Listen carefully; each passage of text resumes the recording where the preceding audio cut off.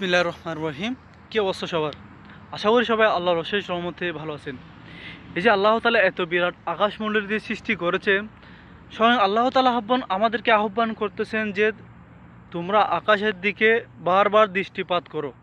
তাতে কি কোনো অসামঞ্জস্যপূর্ণ কিছু দেখতে পাচ্ছ কি, অথবা কোনো ভুল ত্রুটি দেখতে পাচ্ছ কি?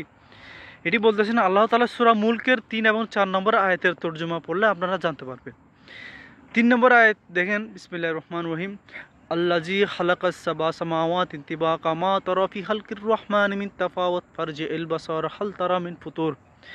পরম করুণাময় অসীম দয়ালু যে 7 আসমান অস্তরস্তে সৃষ্টি করেছেন, তার মধ্যে কোনো অসামঞ্জস্যপূর্ণ কিছু দেখতে পাবে না।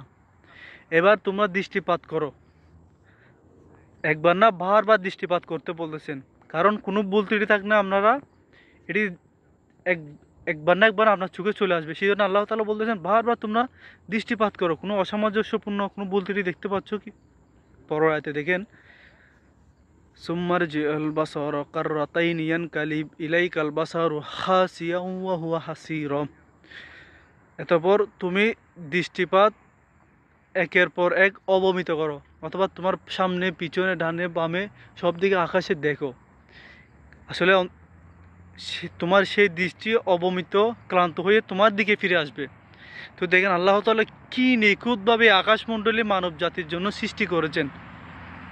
আর সেই মানব জাতিরা আমরা আল্লাহ তাআলার জন্য নিত্যদিন আল্লাহর জন্য আমরা কি দিচ্ছি, আল্লাহ তাআলা আমাদের থেকে কি চাচ্ছেন, আমরা আল্লাহ তাআলাকে কি দিচ্ছি?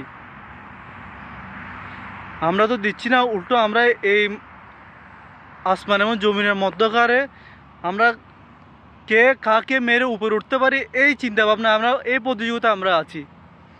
তো দেখেন আল্লাহ তাআলা আমাদেরকে কি জন্য পাঠিয়েছেন আর আমরা কি করতেছি এখানে। আল্লাহ তাআলা যেন আমাদের সবাইকে মৃত্যুর আগে হেদায়েত নসিব করে যেন আমরা মৃত্যুবরণ হই, এই তৌফিক আমাদের সবাইকে দান করুক। আমিন।